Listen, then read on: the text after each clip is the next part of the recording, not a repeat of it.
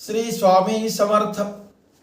घरात मृत्यू झाल्यानंतर म्हणजे आपल्याला सुतक आल्यानंतर काका बाबा वडील किंवा आई मृत्यू पावल्यानंतर घरात असलेल्या जे पारंपरिक धार्मिक गोष्टी आहेत ह्या पण कराव्या किंवा करू नये अशा अनेक शंका अनेकांना असतात.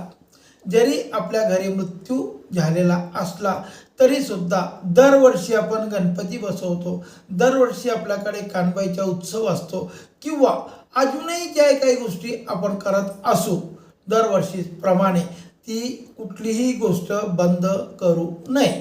कारण ते बंद केल्यानंतर त्या ठिकाणी अनेक प्रकाराने दोष निर्माण होतो आणि मग एक वर्षी केल्या नाही, दुसरं वर्ष जमलं नाही तर 3 वर्षानंतर परत त्या गोष्टी लोप पावतात.